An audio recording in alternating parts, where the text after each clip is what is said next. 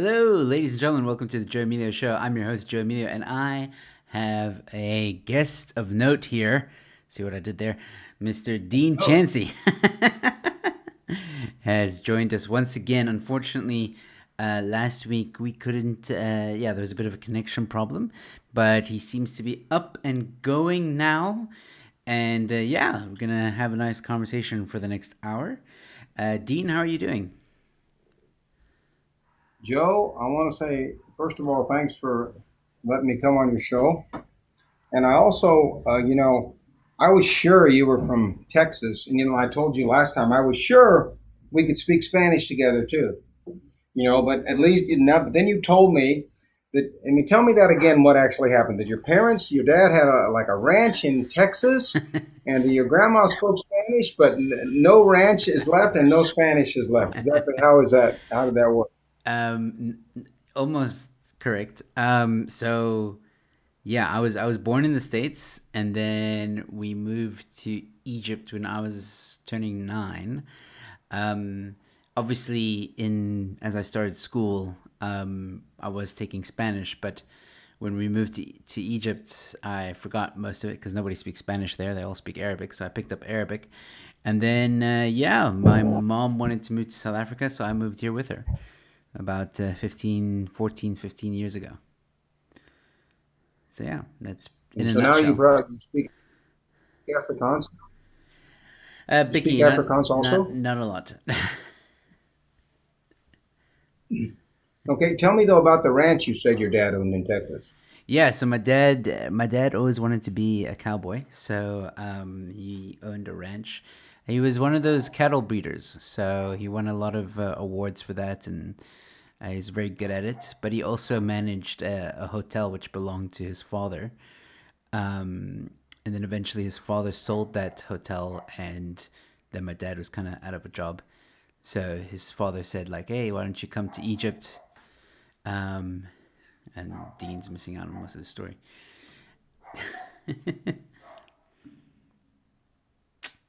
Hello. So I don't know what happened. Uh, I lost you there, No worries. but let me put you back where you belong here. All right. So okay, so I lost you at my dad. Which I said that like 3 times. You're gonna have to be more specific. Sorry. So you said I was asking you about your dad owning a ranch, and then you said my dad. Okay. So Shale Govender says hi everyone. Hello Shale. Thank you for joining. My dad owned a ranch. He was a cattle breeder, so he was very good at that. He won awards and stuff. But he also had he was managing a hotel that belonged to his father, my grandfather, and my grandfather sold that, and then my dad didn't really have a job, so then we moved to Egypt because my grandfather basically said like, "Hey, come to Egypt. There's opportunity." So yeah, that's why we moved to Egypt. At least that's what my parents say. What part of Texas? What part of Texas, Joe? I was born in Austin, but I moved around. I lived in Athens for a little bit, then I moved to Tyler. Yeah, Oh, wow. So yeah, you lived in the nicer part of Texas. Yeah, that's a nice part of Texas. apparently so. Yeah, I have a cousin in Palestine. Well, my uncle and aunt live in Palestine, Texas. Oh, wow. Yeah, Palestine is very. I've been through there, 3 or 4 times. It's really nice part of. It's Yeah, it's a very nice. nice part of. Nice, Part of. small. I wanted to talk to you because you asked to come onto the show. I said sure, and apparently you are a songwriter slash musician. You write songs about the Afrikaner and the Afrikaner struggle in South Africa. I wanted to ask you like what got you onto that? What attracted you to that story? Because as far as I know, you're not South African. You're like American born and bred, right? Well, apparently you'll let anybody on your show, Joe, because you let me on your show. So I wanted to say thank you. No worries. Yeah. So I came to because I spent most of my life in Texas, and I worked in the cotton gin business, where a cotton gin. I think they will actually call it cotton ginnery here for those people that may know about it. It's where the farmer brings his cotton in. Usually he brings it in a trailer, and it gets sucked into the cotton gin, and the seed gets removed.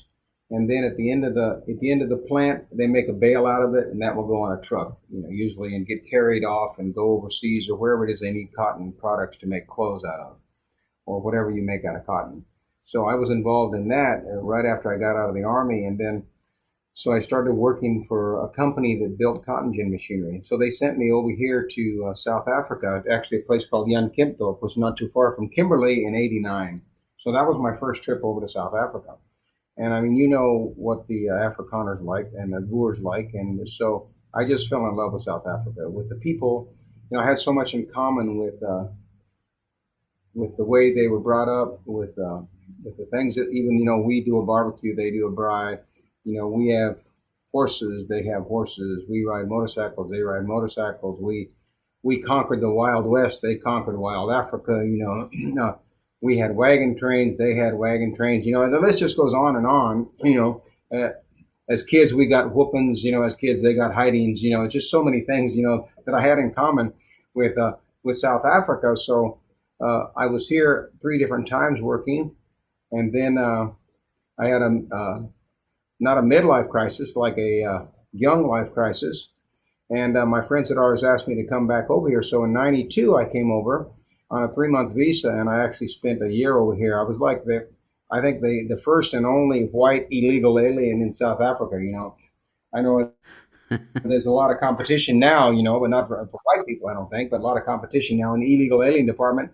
But back then I was one of the first, so I can, mark that up to being one of the first. So when I left, finally, a year later, the guy at the airport, he looked at my visa and he just started laughing at me. He says, "Well, it looks like you've overstayed your visa." you know, I stayed for a year. He just laughed and gave it back to me and said, "Well, at least you're leaving." But what he didn't know is that 30 years later, I would be back. Otherwise, he might have blacklisted me, so I couldn't. Sorry, ladies and gentlemen, looks like we lost Dean again. He'll join us momentarily. I'm not sure what's up with the connection. For those of you who are listening, leave a like. If you're new to the channel, please subscribe. In a moment, I'm sure Dean will join us again. Don't forget to also check out rebelstoreza.com for some awesome merch on that store. They will be closed from the 17th of December till the 10th of January, but you can still make orders. Just know that the orders will only go through after the 10th of January, or they'll only be delivered after the 10th of January. All right, Dean is back with us. There we go. We'll do the magic trick down here you told me about. Yeah. So what was the last part? Blacklisted, so I couldn't get Yes. back in. Was that the last thing I said? Yeah. All right. And then So, you were but he didn't do that, luckily. So, so do you have kids, Joe? No. Okay. But if and when you have kids, for 20 years, you just try to keep them alive. You try to keep, if it's a boy, you try to keep him from killing himself. And if it's a girl, you try to keep someone from making the girl pregnant, So I had kids. I spent 20 years doing that. And then I started watching the events in South Africa again because it always interested me so much. So I started watching the news, and I always told my son, I always talked about South Africa. So I told my son, whenever you get out of college, we'll go ride motorcycles in South Africa. So I have one thing in my life that I've always had is impeccable timing. So I came over in January of last year, and we rode motorcycles for a month. And once we were ready to go back home, then they shut the country down and we couldn't leave. So we were going to go back in January, and we were stuck from March, April, February, March, and April. And the only way we got back was I have a friend that's a doctor. Old people, they talk a lot, so you can go like what's a half signal, they go, for half, you're the comedian, you can go, hey, stop, or whatever it is, for a halftime. So I have a friend, and I was sitting over there relaxing in Pretoria. The weather is absolutely beautiful in February, March, and April. So I'm relaxing with my feet up, We have a little company. It's doing okay, it's kind of surviving over there. So I'm having the first real vacation of my whole life in 30 years. But I have a friend that's very worried about me. And he happens to be a dermatologist. Our sons wrestled together. I really don't know doctors or fancy people, right? I just like a guy that works with my hands. So he keeps calling and worried about me. Well, he knew a guy that owned the Texans football team, right? So he knows that because he's a doctor and he works does cancer. So he had operated on this guy. And he knows this guy. So he says, "Hey, Dean is stuck in South Africa. You got to know a lot of people. Get help get him out." So the phone rings in the middle of the night, and I pick it up and I say, "Hello, this is Dean." And his voice says, "Hello." He says, "This is Ted Cruz. I understand you're stuck in South Africa." I said, "Yes, sir. We're stuck in South Africa." He says, "Well, let's see if we can get you out." So the week before, we had been scheduled on a South African Airways flight to get out, and they canceled it. And they said no more flights. They said we're mothballing all the planes. Well, 3 days later, miraculously, they pulled a plane out of mothballs, and they said, "Okay, there's one last flight." So we ended up getting on that flight along with 300 other Americans and babies. So we got to the consulate like 6 o'clock in the morning, and it wasn't until 8 o'clock that night till we actually got on the plane. And everybody, the airport looked like a bus terminal instead of an airplane, an airplane terminal. And when we actually got to the States and landed in Dulles Airport, there were planes parked like a parking lot. And the pilot said, "Look out the window, you'll never see that again." And they're all like, "We're the only plane." And when we get to the airport, we're the only people in the airport. It was very strange. It was like the zombie apocalypse. So I'm sitting there waiting for the next flight, and so that's how I got over here. And just backtrack about 6 months before that, and I had heard Zuma singing "Kill the Boer," right? And I thought to myself, they're not that easy to kill. I mean, there's a whole history of them arriving at the Cape, and the Boer, both the Boer Wars, the Battle of Blood River, all those things. I'm going, he's got to be pretty dumb to say that. But it pissed me off enough to write a song called "It Ain't Easy to Kill a Boer." So back home, I wrote that before my son and I came over on the motorcycle. And so when we got here, I shared it with about 3 friends on WhatsApp. About 4 friends on WhatsApp. So when we got back on our zombie apocalypse flight back to America, I'm sitting there in the airport and I get this friend of mine. He texts me, you know him, the Willem Petzer. Ah, yes, I know. No, Yeah. so he texts me. He texts me and he says, "Oh, he says I just got your song 13 times today." So be viral on WhatsApp, right? So all the ultra conservatives in South Africa, they got that on WhatsApp. So that was kind of exciting for me because I had always wanted to write songs, and a few times in my life, I Sorry, guys. It's connection problems again. I'm sure Dean will be back again. Yeah. Interesting story, really. That's where he got inspired to write "Kill" or "Easy to Kill a Boer." He didn't write "Kill the Boer." It's not what not what I meant to say. Um, so yeah, there he is. 1 second. Oh, hello. So Joe, I think that probably I'm talking too much and it's just cutting me off, huh? Nah, I'm not sure what's going on there. But yeah, so Sure, it's on my. the last thing I remember you saying was that it went viral on WhatsApp, the song. Yeah, so and I had people that would email me and they would WhatsApp me and they would say, "I heard this song, I started crying." And so as a songwriter, if you can touch someone on that level, I mean, maybe you tell a joke where people laugh and they're just doubled over and they can't stop laughing. That's like an accomplishment, right, for a comedian. Well, for me, an accomplishment is when you actually can touch someone with something you said.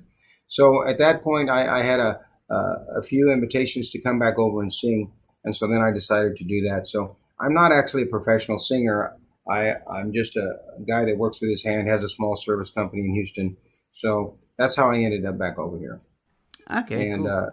so that's what I'm doing. And that's what I'm doing. Like I told you, I just came back from Urania, and I'm going to go to Blood River on the 16th and sing. And right now I'm in Durban. Were you in Orania doing a concert? Well, what happened is that I was supposed to play on Friday, and it pretty much got rained out. So Adam Toss was there on Saturday night, and so I played a little bit before him, which was nice. I actually prefer that to play a few songs before someone that really knows how to play gets on. Awesome. That's really cool. And Yeah, is but I this? know Adam. I know Adam Toss.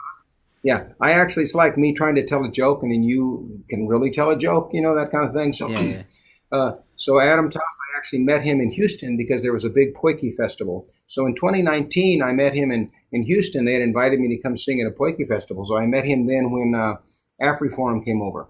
So I knew Adam Oh, from then, nice. and he had encouraged me to write stuff like that. He's a nice guy. Yeah, he's a cool guy. I think what I wanted to ask you is like, so are you? So you're back in South Africa. You're also stuck here now because there's been a ban on flights. I'm imagining or I'm assuming. So are you just going around South Africa basically on a South African tour? Yeah, I'm gonna shoot for being in illegal again. You know, actually, I'm not. I'm going to try to get an. I know I'm not going to get an extension on the visa, so I may have to like go to Botswana or fly to Victoria Falls or do something unless I get back. But I'm sure there are no flights back because what they do on the flights back is there aren't going to be any people to fill them up. So they just keep moving the flight and moving the flight and moving the flight like they did last time. So I'm sure I may go out if I can probably get out through Qatar, so I have to make a decision on that. I believe I'm probably going to be staying a little longer. I'm working on a couple new songs that I'm going to try to record, that kind of stuff. And are you gonna swing by Cape Town? Cape Town's a long ways.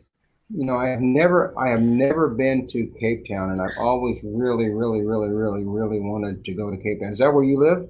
Yeah, I stay in the Western Cape, so I'm in Cape Town. Yeah. Is it close to Cape Town? Yeah, I would say from the Cape Town CBD, I'm about 30 kilometers out. So yeah, Wow. So is it really nice down there this time of year? it's actually kind of weird weather at the moment. It's kind of cold, like a little bit, and it feels like it's gonna rain. But it's nice. It does have some nice warm days. Cape Town's beautiful, man. There's so much to do here. Ah, Dean left.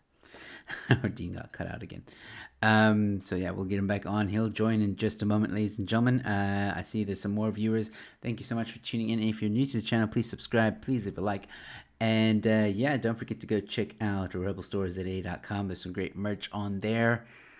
We've had some good sales recently. So new merch and go check it out. All right, Dean is back. Let's see. Okay, cool. Are you back? There we go. Joe, I'm sorry about that. I'm sure the screw up is in my end because I'm at a little campground. It does have some nice warm days. I have a question. Are you guys actually able to water your grass more than once every 6 months now? Yes, yes. The day zero is long gone. Our dams are full, and he's gone. um, Once again, ladies and gentlemen, thank you for tuning in. This is the Joe Emilio Show. I'm your host, Joe Emilio. Having a chat with Dean Chancy, a man from the USA, fellow American, and he sings about the Boer. He's got some great songs. And yeah, I thought I'd have a conversation with him. It's a bit of a tricky situation with connection, but yeah, here we go. Dean, you're back. Well, John, yeah, so I'm sorry if there's more than three people watching that haven't already left. I want to say thank you for hanging in there, guys. Yeah, thanks so much. All right, so you asked about Cape Town. Yes, lovely weather at the moment, and no, we don't have day zero is long gone. Like we're not worried about that anymore. We can water our plants and all that stuff. How far is it from Durban? Sure. That's about. I would say I almost did the trip this year from Cape Town to Durban on the coast. Um, it took us about, I would say about 3 days spaced out. Like if you stay in Wow. certain areas overnight, I mean, you could make the trip in probably 16 hours or somewhere there, maybe 20, but that's a bit much one go.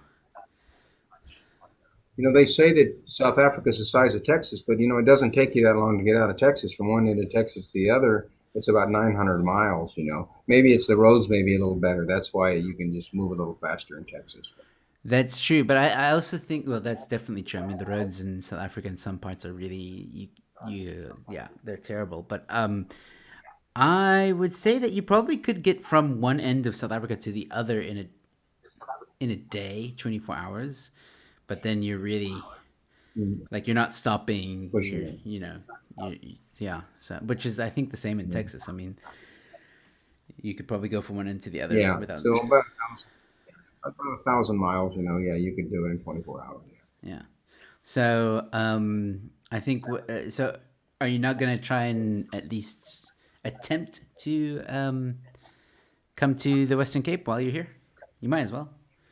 Yeah, I think I am going to try to do that. So I mean, maybe we could go get a taco or something if I show up down there. I actually know. Okay, so hold on. Let me see if I can A find it. taco place. Yeah, leave it to the Mexican to know where. Hold on. So there is, and I'm kind of punting them at the moment, but I don't mind because they're a great restaurant. But this place, Frank Drucker's, okay, very close to where I stay. Okay, you can read there. It says American style restaurant. Okay, American style.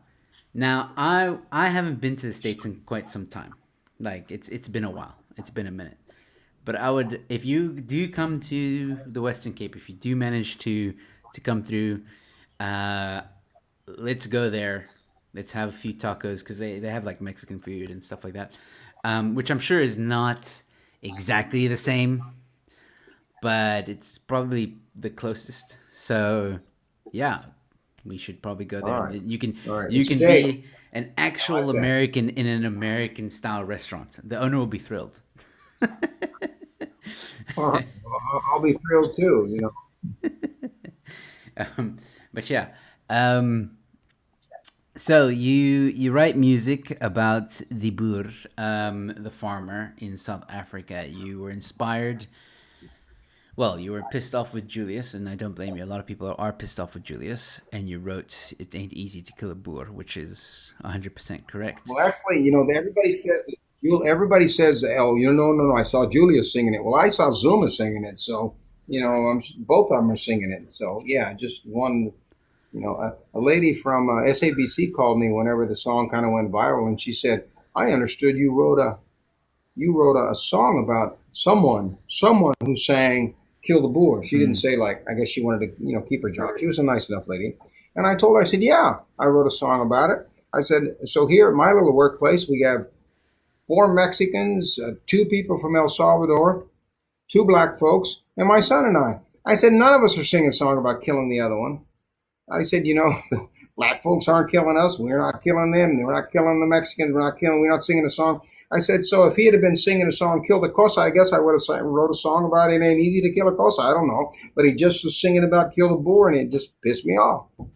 Nah, trust me, it's pissed off a lot of people. And I think I wanted to ask you, like, do you or have you written other songs about the Boer besides that one? Do you have an album out? Oh, it's funny that you ask. Yeah. So you can just look up Dean Chancy, or you can look up Kill the Boer, or you can look up. I actually, I know that Ramaphosa likes to get free stuff. Usually he has to steal it. Sorry, guys, once again for the drop. I think Dean is having some signal issues. Um, I'll probably wrap it up soon because, yeah. Matt, hello, Matt. Good to see you. I'm chatting to an American from. Well, he's actually staying in South Africa now. for a little bit. But he's written some songs about the Boer and that it ain't easy to kill a Boer. And unfortunately, he's having some connection issues. He's back now. And yeah, maybe the 10th time Joe, is the so, charm. no, I'm sorry, Joe, and whoever's watching, I'm sorry about that too. But I, I guess I said Rami likes to, songwriter's your nickname. I don't know how you grew up. You were in Texas long enough, you know that everybody got a nickname, especially if they're Mexican folks around anywhere. So that's how I grew up. If you were chubby, you were El Gordo. If you were skinny, you were El Flaco. So I mean, and I was El Burro. So so anyway, so anyway, so yeah, so I have a little. I'd like to give Rami something. Ramaphosa. I have a little song I'd like to give him. If that's all right. Yeah, I'd like sure. to send him this song. This song is called "Mr. President," appropriately, right? Okay, so good morning, Mr. President. Thanks. Oh, so I had seen this survey by AfriForum that says they had done the survey of 1,000 people and nobody wanted, like, except one old guy wanted some land. So I kind of put it all together in a little song. You can't be a songwriter without being opinionated. So here it goes. It's Mr. President. Good morning, Mr. President. Thanks for coming to the phone. I'll try to keep this simple. I know you got a lot of stuff going on. Well, I keep hearing about this thing y'all call land expropriation. Isn't that the same thing Mugabe used to kill his nation? Well, I know right from wrong, but I got this real good bad feeling. Back home where I come from, we just call it stealing, and the whole world knows it's true. City folk like you go hungry when country folk don't grow food. 'Cause there ain't no cornfields in Soweto, no ranches in Cape Town. You can't plow a beach in Durban. Joburg ain't got cows, and I'm not trying to be funny, but the whole world knows it's true. City folk like you go hungry when country folk don't grow food. Now hold on there, Mr. President, you don't have to get mad at me. Why don't you take a deep breath and I'll help you count to 3. All I mentioned was a survey saying people don't want land, they just want a house. No, damn it. Oh man, that's a bummer. That's a buzzkill. That's a buzzkill. All right, he'll be back. He'll be back. Don't worry. Don't guys. I'm sorry, but just a quick reminder: go check out rebelstoresza.com. There's some great merch on there. Go check it out. Okay, Dean is back. Here we go. Just keep it going, Dean. Keep it going. Just keep playing. Keep playing. Keep playing. Keep playing. Keep going. And their money that you have, 'cause your ANC's been stealing land since 1994. They never gave any back to the people, so why do you want some more? And the whole world knows it's true. City folk like you go hungry when country folk don't grow food. 'Cause there ain't no cornfields in Meto, no ranches in Cape Town. You can't plow a beach in Durban. Joburg ain't got cows, and I'm not trying to be funny. Ah, man. It's okay. He'll be back. He will be back. I wish I could blame ESCOM. I don't know. I don't know what it is. Like I don't know if I can blame. I think it's just the area that he's in has poor signal. He did tell me he was using his cell phone as a hotspot, so I think it just drops every now and again with the signal. Um, but yeah, I think hopefully he's almost done with the song. Not in a bad way. I'm just saying like because I want to hear the end of the song, and don't want to get interrupted. Um, Here we go. Go on. The show must go on. Joe, what can I say other than the whole world knows it's true. City folk like you go hungry when Boers don't grow food. Awesome, man. I like that song. Is that like is that out now? Wait a minute. Can people buy it? Can people Yeah, where? well, now anybody that wants to can just go online and listen to it. It's either deansmusic.com or just look up the song on Spotify or iTunes or on YouTube. You can actually go on deansongs.com and just listen to any of the songs you want to for free. So they're just Nice. there to listen to. When Oh, download or do whatever you want to do to them, that's fine too.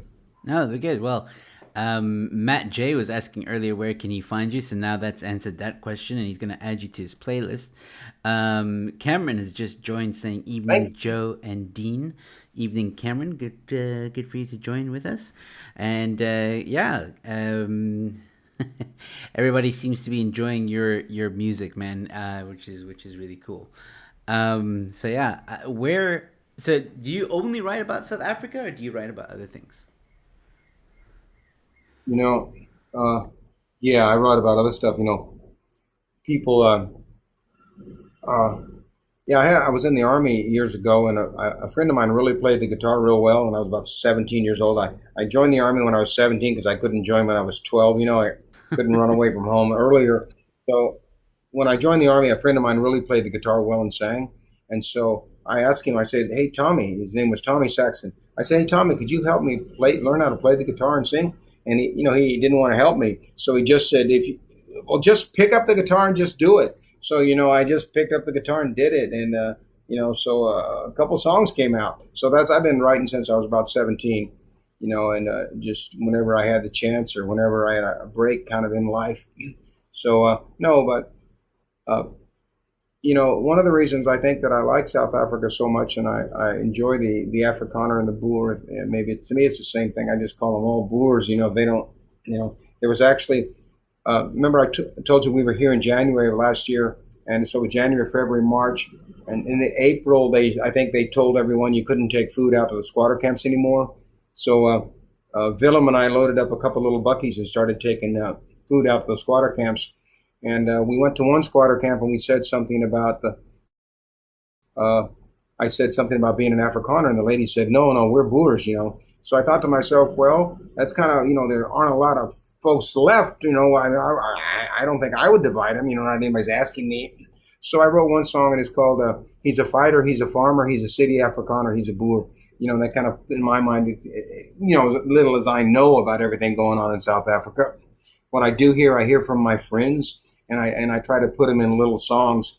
But one of the things that is so similar, is the way I grew up. I grew up in small towns in America. Uh, we were not weren't that we were kind of poor, and we thought we were all cowboys, so we would ride pigs. We would ride a dog if it was big enough. We'd ride a goat, if we were lucky enough. So we'd ride anything. And excuse me. So I had an uncle that had a little farm, and he actually had a horse. So those cousins were special, right? But we got in all kinds of trouble. You know, uh, we've gotten whoopings all the time when I grew up, and but when I grew up, your uncles and aunts and your grandmas, your grandparents were just looking for reasons to give you a good hiding, what they call a good hiding here. It doesn't sound as serious as a whooping. Whooping is a whooping. When you get a whooping, you got a whooping. And they were still whooping us at school. In fact, I was still getting, licks. They were called licks. They weren't like a lick. They were like a really like a paddle. A real good whoop. When I was in high school.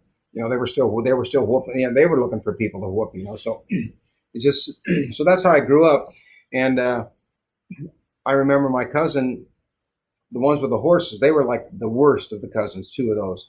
And we would shoot the bulls. And if you've ever shot a BB gun, you can see the BB leaf when it leaves the BB gun. So we would shoot the bulls in the balls, the next door balls, and the bulls, and they would go, and that's the best thing in the world for an 8-year-old kid. And then my uncle would come home and then find out we were shooting the bulls, and there was another whooping. And then we found out that if we grabbed the electric fence at my grandpa's place, because he had some pigs, and you hold on, you get one of the unsuspecting younger cousins to come, hey, come down with us, we want to play with you. And we'd get him like the fourth or the fifth cousin on the very end, and it would just shock the living snot out of him, And then he'd run back up the hill crying, Then we'd get another whooping or another. And then, of course, my grandma, she one of my grandmas was a pastor, and the other one was a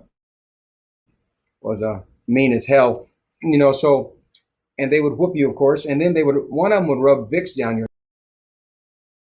Oh man, I was enjoying that. Oh, the Texan life back in the day. He'll come back. Don't worry, guys. He will come back. Gavin, thank you for tuning in, saying nice stuff on Dean's site. Yeah, he does have some pretty nice things on his site. I've listened to a few songs; they're really good. Yeah, very nice, like chill. Definitely like a country drive kind of music. You know what I'm saying? So yeah, and he's back.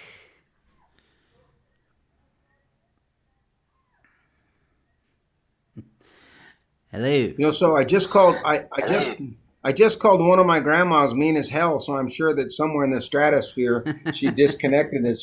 So this one would rub Vicks vapor rub all over your chest. And, I've talked to South Africans that, of course, they had that done right. But my grandma would stick it down your throat, so she went the extra mile. And she did it to all my cousins. And then the other one would grab you by the ear and twist your ear.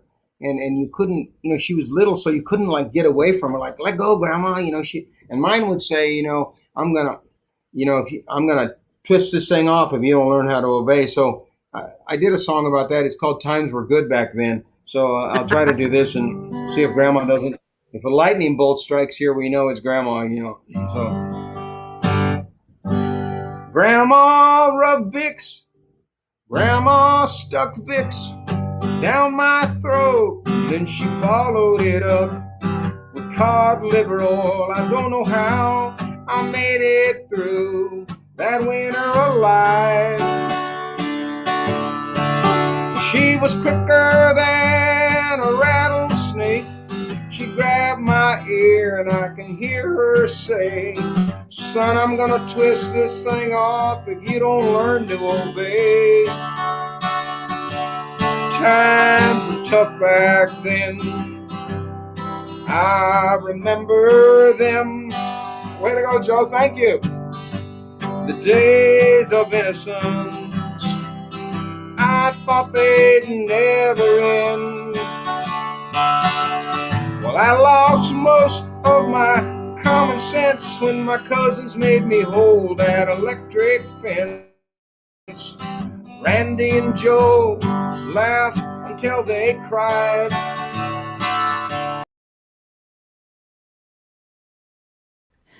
No. Welcome to the Twilight Zone. No, kidding. Every time we get into it and then dies. There we go. Some light. And then there was light. Yeah, that was a funny line.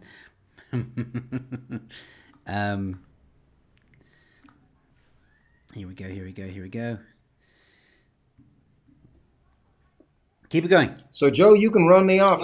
You can run me off anytime you want to, because this is getting bad here. So, the bulls by the barn sure could run when we shot them in their business with our BB guns, but that was nothing compared to our whoopings when my uncle got home.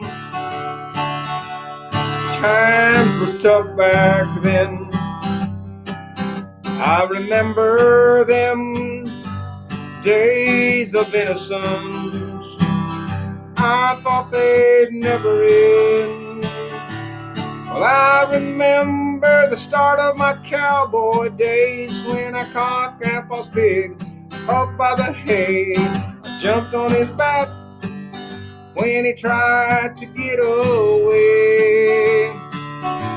And I rode Grandpa's pig down that hill, holding on to his ears like Buffalo Bill. Riding the range under that lonesome sky. Times were good back then. I remember them days of innocence. I thought they'd never end. Well, I love my children. The kids will be kids. I hope they don't do the crazy things that I did. But if they do, hope they can say with a grin, times were good back then. We remember them days of innocence. We hope they never end. Now Grandma's in heaven where she belongs. I bet there's not an angel with a sore throat to be found. Yeah, very good, very good, very good, very good, very good. Oh, thank you, thank you, thank you. Yeah, it's some good songs, man. It really takes me back to Texas. Like my dad really loved country songs, so he was listening to all the great country. I can't remember all of their names, but like I know that every time he was in the truck, driving, he always put like someone country was singing. So yeah, George Strait, maybe Willie Nelson, George Strait, Willie Nelson. something That like rings a that. bell. Yeah. Obviously, what's his name? Achy Breaky Heart. What's that guy's name again? Uh, Oh, he had one hit wonder. I Don't know, tell my heart, my achy, achy heart. So but yeah, that it's was it was I mean, played that's everywhere. yeah, it made everybody mad because this guy didn't was hardly he wasn't country at all. The song was written by a guy that did sheetrock, and that's the only song he ever wrote. And then the guy that sang it was the only song he ever sang. But his claim to fame was he's Miley Cyrus's dad. Yes.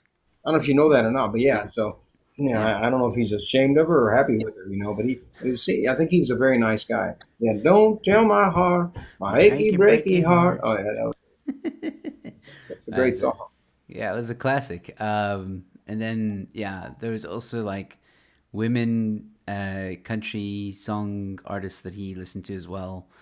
Um, yeah, like yeah, it took me back a bit. Thanks for that. And how long you lived in Texas your whole life, correct?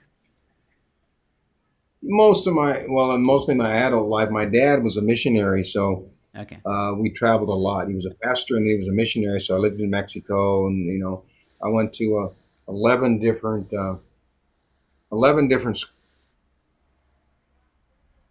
yeah 11 different schools in 11 years. So we traveled a lot, so it was hard to join a team or anything like that. But no, I guess it made me what I am today. I don't know if that's a good thing or not, but at least I speak Spanish. I can't speak a lick of Afrikaans, so that didn't help me. They say if you speak one language, you can learn another language. Well, it hasn't worked with me. So I've decided instead of trying to learn Afrikaans, I've decided to teach Afrikaans people English. I think that's going to be simpler, Well, at least where my don't songs are you concerned. still need to know Afrikaans in order to translate it to English? That would be nice, but when I hear an Afrikaans song, I just kind of along with when someone says, "Do you understand Afrikaans?" I go yeah, but I understand, like I can say good morning and Bayalaka, like three other things. That's it. Nice. I try to learn. I try to learn more, but someone tells me what their name is, and it takes me, about I don't know 10 minutes to try to say an Afrikaans name. And I'm trying, but it's not working out very well. Yeah, I also struggle with the name sometimes. But you get used to it. The longer you hear, the easier it becomes somewhat. But yeah, there's Afrikaans, and then there's like Duk Afrikaans. So like even like some of my Afrikaans friends, when they hear Afrikaans spoken at like a higher grade, they're like, even that's Afrikaans I don't understand. So there's like another level, like expert level of Afrikaans. But yeah, like I think, how long have you been here now in South Africa? I got here in October, and middle of October, and my visa expires the middle of January. I tried to go and see if I could get an extension, but yeah, by the time I got there, they put the chain around the door, and Yeah, you I got got there early. like before 8. Gloria, but no, just looked in there through the glass, and there were 4 or 5 befuddled people just in there, and they wouldn't even answer the door. So yeah, Yeah, the that's chances of that are not good. well, it's probably lunchtime. Um,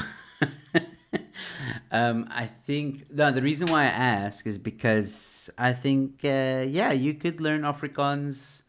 You could add like another 5, 10 words to your repertoire, if you stay until the mid January. I think you'll do fine. 5 or 10 words, I learned fellies. That took me about a day.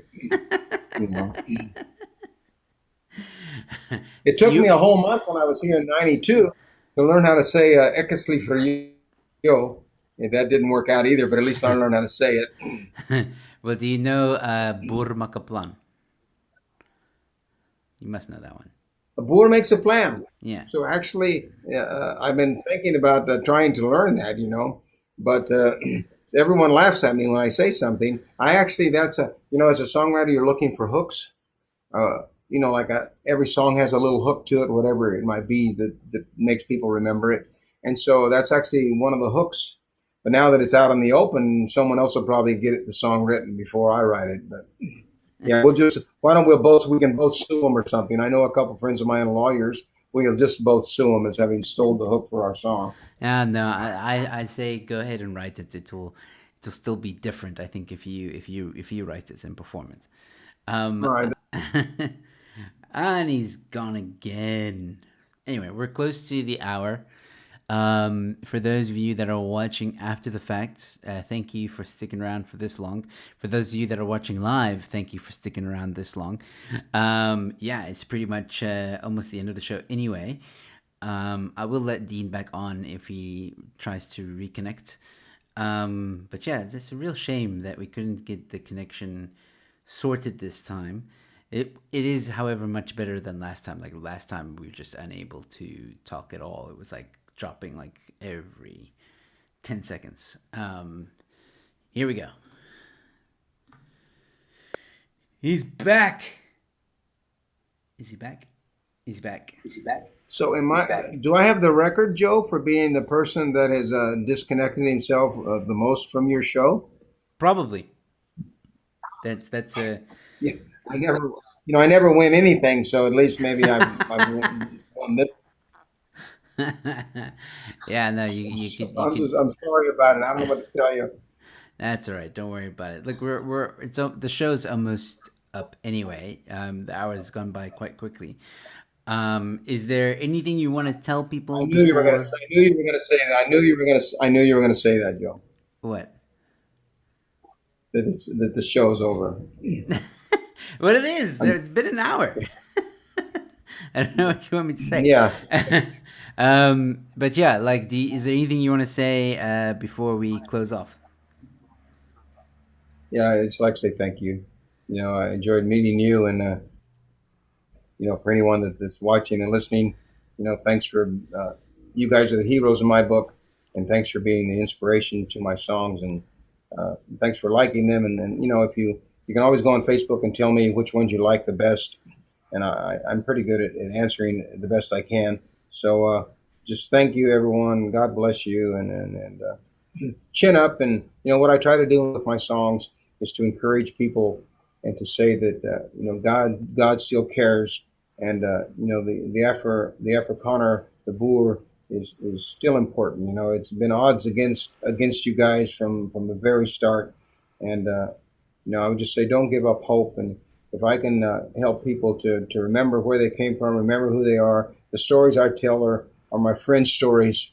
Maybe I can just write a little song and then sing where maybe they can't. So thank you very much for having me, Joe. Thank you for the folks that listen to the songs, and God bless you. It's my privilege to try to sing a couple of them. Thanks so much, Dean. Thank you, man. Thank you for writing these songs. They're beautifully written, and your voice is amazing. So I've listened to a few that are on your website. I really do like them, and my wife likes them as well. She's her mother's side is Afrikaans, so I will definitely share That's cool. the songs with her side of the family there. But yeah, thanks so much for coming on. Thanks for reaching out and asking to be on the show. It's been really interesting getting to know you, and I'm gonna hold you to it. So if you come down to Western Cape, you better get in contact with me. Oh, I most definitely will, Joe, and thank you very much. And maybe you better disconnect me real quick before my phone disconnects you again. That way you can say you actually finished your own show. But it's very nice to meet you, and I sure appreciate you taking the time to let me come on. All right, cool. Dean, thank you so much once again. Thank you for your time. I'll chat to you very soon. Cheers, buddy. All right, Joe. Dios te bendiga. That's God bless you in Spanish, in case you still Okay. remember that. No, I don't. Thanks a lot, Joe. Cheers. All right, ladies and gentlemen, that was Dean Chancy. Really cool guy, really nice guy. I'm sorry that connection was bad again, but it was much better than last time. Last time was just unwatchable, undoable, uninterviewable. Is that a thing? I don't know. Just like disconnecting was also like very, very pixelated, and yeah. So this was much better. This was much better, and I really enjoyed chatting to Dean. Dean, if you're watching this afterwards, like it was a pleasure meeting you. And like I said, if you're ever in the Western Cape, get in touch with me, man. We gotta meet. And I think a live performance is definitely due. So anyway, ladies and gentlemen, thank you so much for tuning in. For those of you that stayed with the entire show, thank you so much for your patience and your understanding. Really, really great. Um, so yeah, and drink a beer with this Boer. Not only am I going to drink a beer with this Boer, I'm going to drink Boer beer with this Boer. How about that? So, yeah, ladies and gentlemen, thank you so much for tuning in. Don't forget to check out rebelstories.a.com for some great merch. Link in the description. Also, if you're new, please subscribe, please like, and think about becoming a member to this channel. There's some great perks, discounts on Rebel Stories at A, and more discounts coming soon in the new year. Some more perks will be added to the memberships. So check that out. Other than that, ladies and gentlemen, I'll be back tomorrow. There are 2 streams tomorrow, one at 7 p.m., one at 9 p.m. 9 p.m. is going to be with an economist guy who is, his name's Dion, I think. So I had Dean, and now tomorrow I'm having Dion. So that got a bit confusing at one point. But yeah, so we're going to be talking about economy, where South Africa headed, and he's got a new product that he says if you make an investment in, will be well worth it. I don't know if it's Bitcoin. I don't know. He didn't really tell me too much about it, but I'm keen to know more about it tomorrow evening. So we'll be chatting to him about that. And at 7 p.m., I'm going to be doing my own solo stream. It's a public one, and we'll be chatting one-on-one with you guys watching and with me. You can ask me anything. We'll be chatting about the news. Probably be talking about lockdown. Will Cyril Ramaphosa be putting us into a harsher lockdown or not? He does have C-19, ladies and gentlemen. If you didn't hear the news, he does have it. So will he even still address this? Rumors were circulating that he was supposed to address this before Thursday, but who knows what's going to happen now. We'll be chatting about that and a whole lot more tomorrow evening, 7 p.m., and once again, 9 p.m. with Dion. So please set a reminder and, subscribe if you haven't already. Ladies and gentlemen, thank you so much for tuning in. Stay safe, be kind to one another, and I'll see you at the next one. Cheers.